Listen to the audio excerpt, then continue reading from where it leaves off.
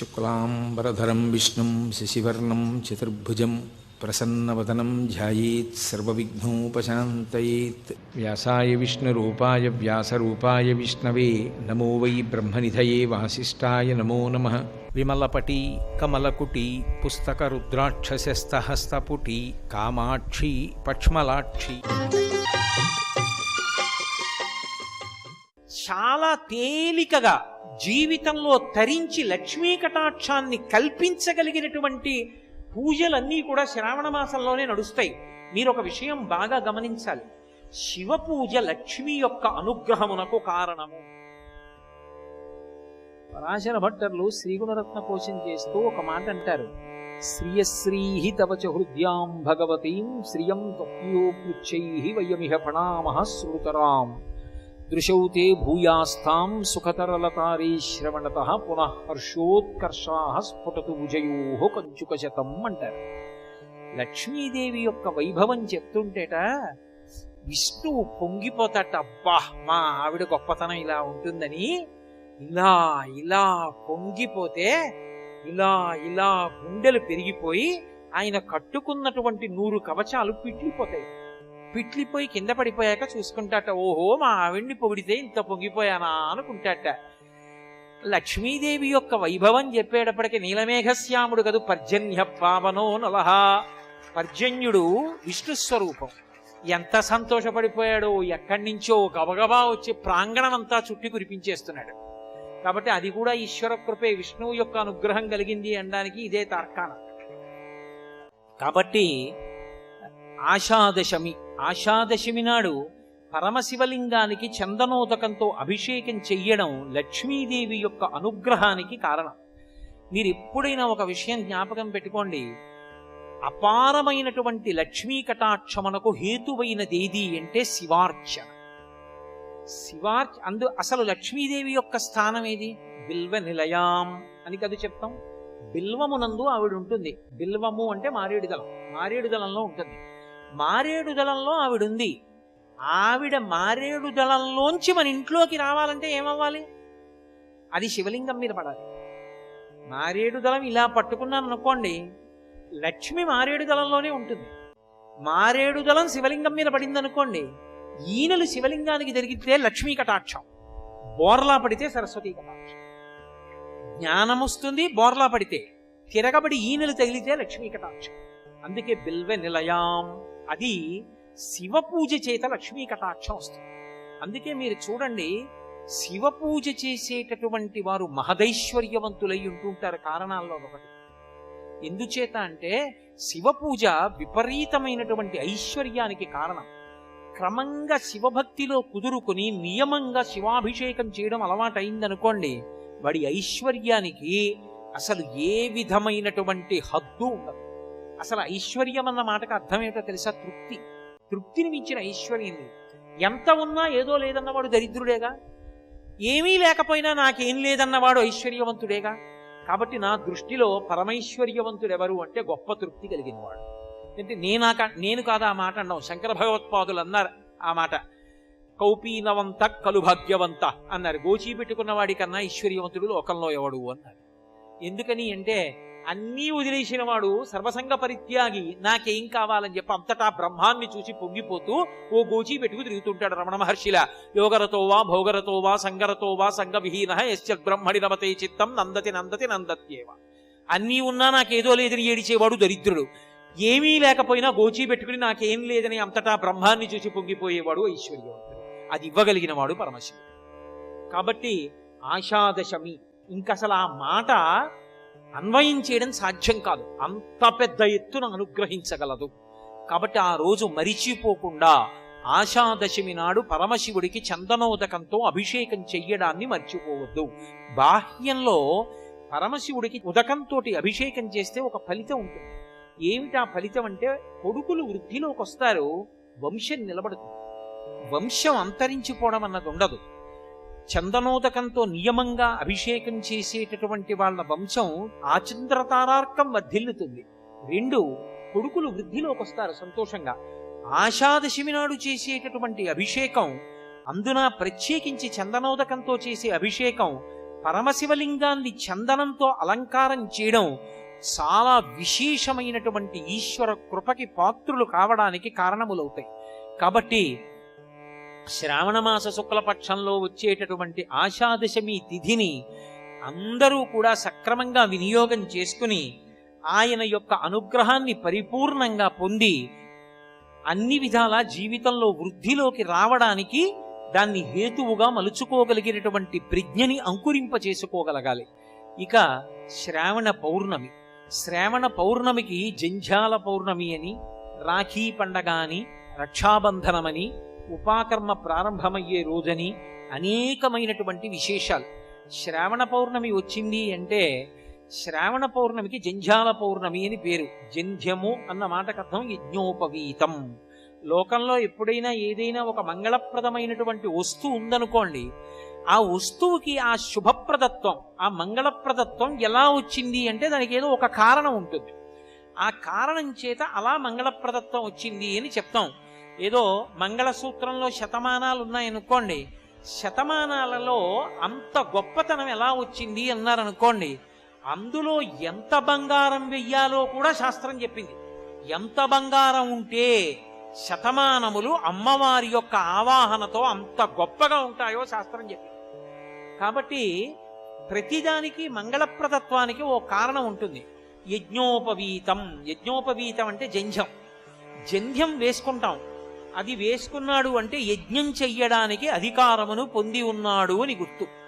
ఇప్పుడు యజ్ఞోపవీతం అసలు ఎక్కడి నుంచి వచ్చింది, ఎవరు తయారు చేశారు అన్నారనుకోండి, యజ్ఞోపవీతం పరమం పవిత్రం ప్రజాపతేర్యత్ సహజం పురస్తాత్. ఆ యజ్ఞోపవీతాన్ని ప్రజాపతి మొట్టమొదట ధరించి ఆవిర్భవించినాడు. ప్రజాపతి అన్న మాటని ఒక రకంగా అన్వయం చేస్తే చతుర్ముఖ బ్రహ్మగారు, ఆయన త్రిమూర్తులలో ఒకడు, సృష్టికర్త అయినటువంటి వాడికే అసలు ఆయన ఆవిర్భవించినప్పుడే ఆయనకి యజ్ఞోపవీతం ఉన్నది. అంటే యజ్ఞోపవీతము ఎవ్వరూ తయారు చెయ్యలేదు. యజ్ఞోపవీతాన్ని ప్రజాపతి మొట్టమొదట ధరించి ఆవిర్భవించినాడు. ప్రజాపతి అన్న మాటని ఒక రకంగా అన్వయం చేస్తే చతుర్ముఖ బ్రహ్మగారు, ఆయన త్రిమూర్తులలో ఒకడు, సృష్టికర్త అయినటువంటి వాడికే అసలు ఆయన ఆవిర్భవించినప్పుడే ఆయనకి యజ్ఞోపవీతం ఉన్నది. అంటే యజ్ఞోపవీతము ఎవ్వరూ తయారు చెయ్యలేదు. సృష్టిలో ఒకరు తయారు చెయ్యవలసిన అవసరం లేకుండా ప్రజాపతి తనంత తాను ధరించి ఆవిర్భవించాడు. అంత గొప్పది. అది ఉంటే వాడు యజ్ఞం చెయ్యడానికి అధికారి అని గుర్తు.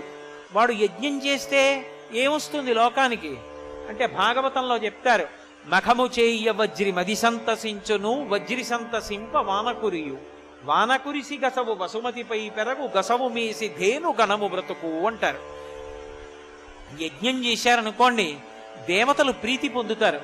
దేవతలు చాలా సంతోషించారని గుర్తు ఏమిటంటే బ్రహ్మాండమైనటువంటి వర్షం పడుతుంది. వర్షం పడింది అనుకోండి, దేవతలు తృప్తి చెందారని చెప్పలేము. బ్రహ్మాండమైన వర్షం పడింది అనుకోండి, దేవతలు తృప్తి చెందారని గుర్తు. అందుకే మఖము చేయ వజ్రి మది సంతసించును, వజ్రి సంతసింప వానకురియు, వానకురిసి గసవు వసుమతిపై పెరగు. అంత పెద్ద వాన పడింది అనుకోండి, ఎక్కడెక్కడ చూసినా సరే పచ్చిగడ్డి దగ్గర నుంచి చెట్లు చామలు అన్నీ పెరుగుతాయి.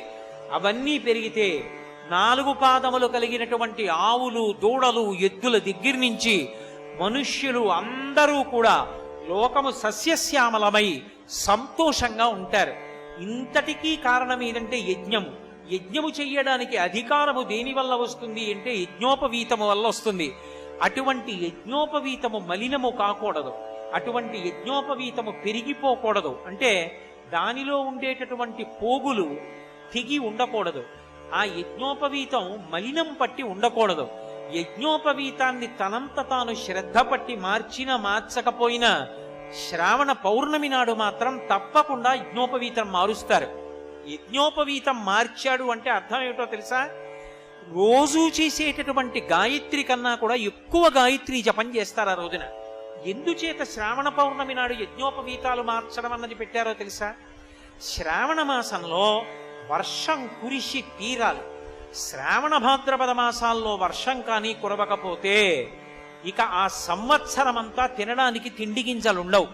శ్రావణ భాద్రపద మాసాలలో వర్షాలు కురవాలి అంటే 2 కారణములను శాస్త్రం సృష్టించింది. ఒకటి, శ్రావణ మాసం భాద్రపద మాసం ఏం చేస్తారంటే ప్రతి ఊళ్ళోనూ కూడా వేద సభలు ఏర్పాటు చేస్తారు.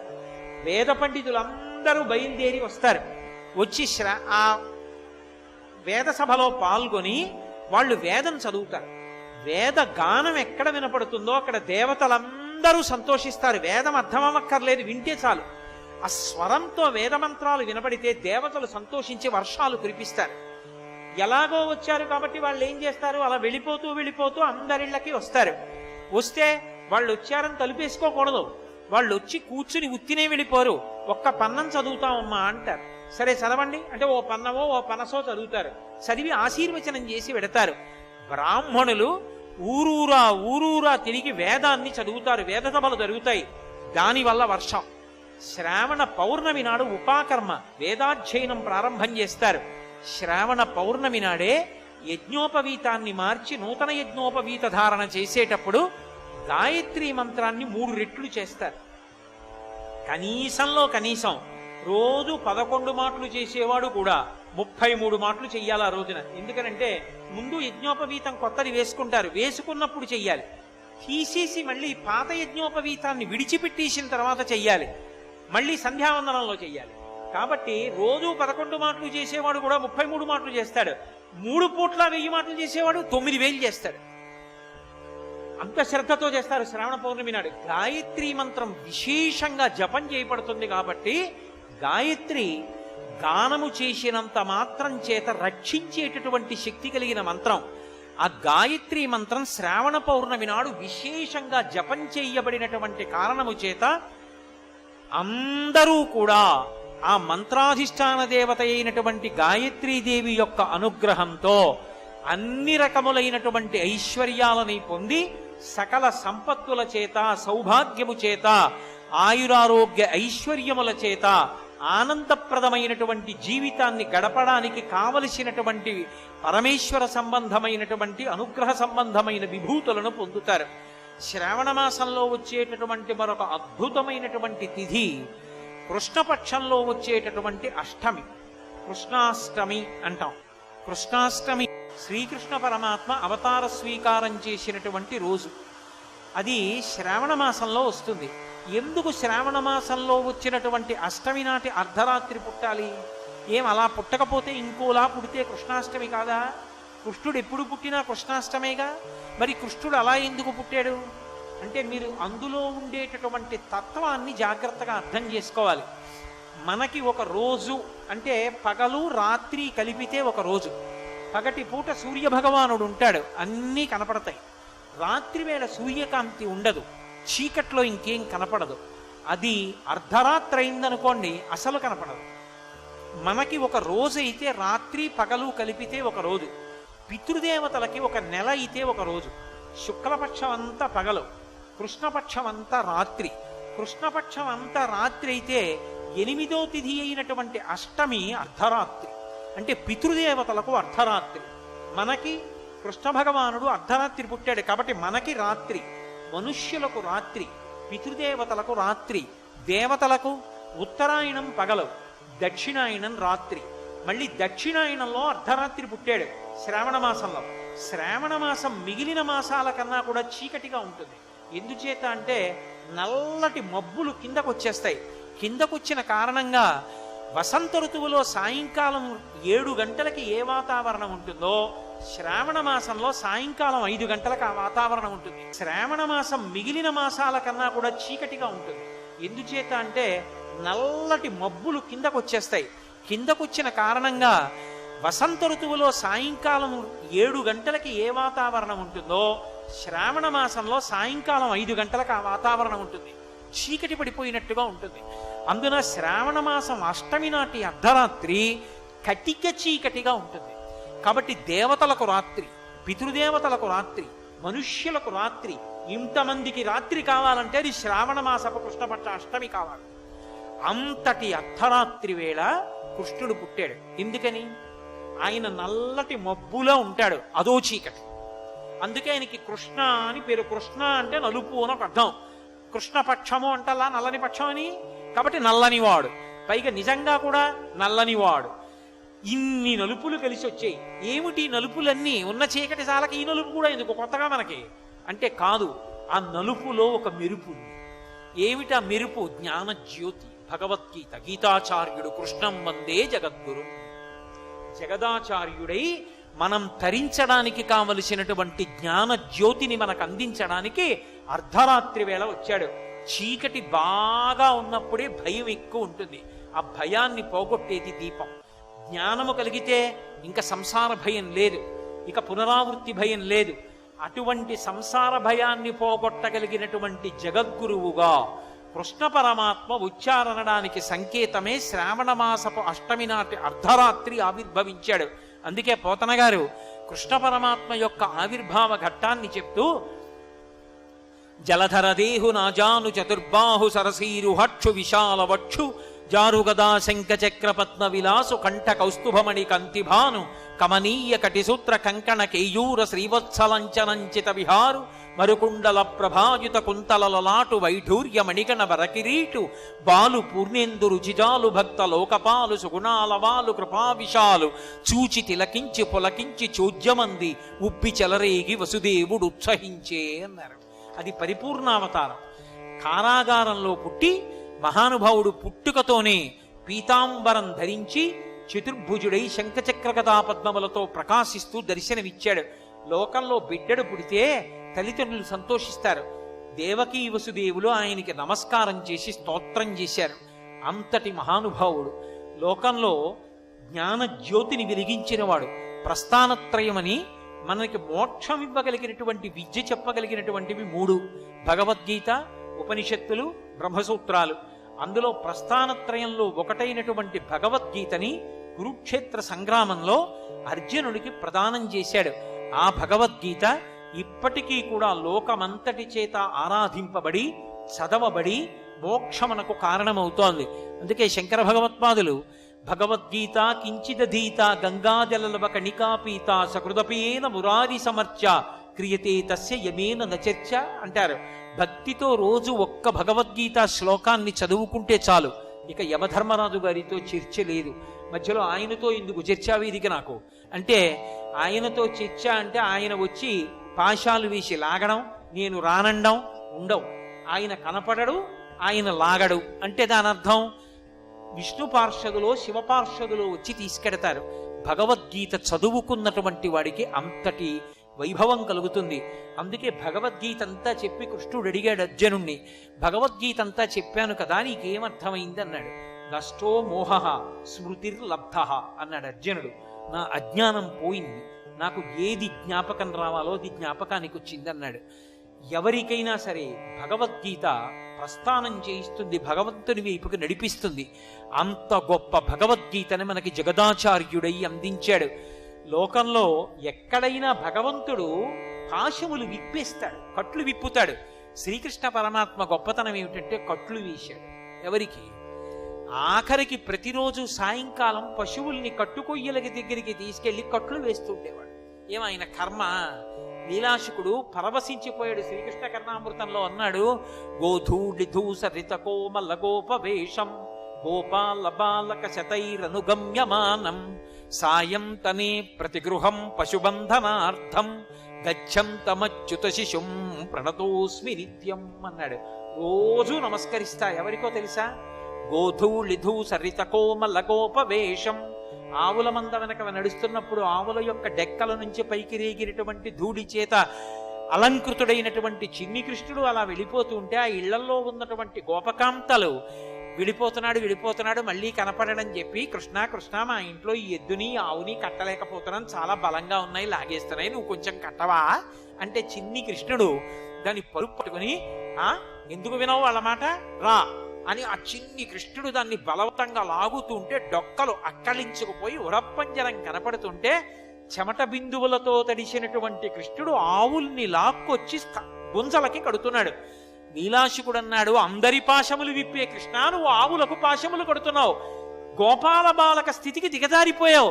స్వామి నీ యొక్క అనుగ్రహానికి పరాకాష్ఠ, ప్రతిరోజు నువ్వు ఆవుల్ని కట్టిన సన్నివేశం తలుచుకుని నమస్కరిస్తానయ్యా. అంతటి మహాద్భుతమైన అవతారం. ఎక్కడో పుట్టడం కాదు. ఏ పాములెరుగక ఏ పారుమేటికి పశుల కాపరి ఇంట పాము కలిగే, ఏ తల్లి చనుబాలు ఎన్నడెడుగని ప్రోఢ తల్లి యశోద చనుల పాలు త్రావనిరిగే, ఏ హాని వృద్ధుల నిరుగని బ్రహ్మంబు పొదివిటిలో వృద్ధి పొందనుందే, ఏ కర్మములు లేక వెలయునొక్కడికి ని జాతకర్మంబులు సంభవించే, ఏ చదువులనైన ఇట్టిట్టిదనలాని అర్థమవయవములయందు అందముందే, ఏ తపములనైన ఎలమి పండని పంట వల్లవీజనముల వాడపండే. ఏమీ తెలియనటువంటి గోపాలబాలురు గోపకాంతలు అటువంటి వారి మధ్య ఆడుకున్నాడు. వాళ్ళందరూ తన్నేరు, గుద్దారు, కౌగిట చేర్చుచు చెట్టపట్టుచున్ తన్నుచు గుద్దుచున్ నగచు తద్దయు కైవడి కూడియాడుచున్ మన్నన చేయు వల్లవ కుమారుల భాగ్యము విత్తయొప్పునే అన్నాడు బ్రహ్మగారు. ఏమదృష్టమయ్యా! పరిపూర్ణావతారం, రాశీభూతమైన బ్రహ్మము తెలియదు వాళ్ళకి. గోపాల బాలురు పట్టుకుంటున్నారు, కౌగులించుకుంటున్నారు, గుద్దుతున్నారు, తంతున్నారు, మీద పడుతున్నారు, సద్యన్నం తింటున్నారు, కృష్ణుడికి పెడుతున్నారు. కృష్ణుడు తింటున్న సద్యన్నం వాళ్ళకి పెడుతున్నాడు. వాళ్ళకన్నా అదృష్టవంతున్నా నేను, ఎందుకు ఈ దిక్కుమాలిన బ్రహ్మ పదవి నాకొద్దు, తీసే. సర్వం శ్రీ ఉమామహేశ్వర పరబ్రహ్మార్పణమస్తు. స్వస్తి.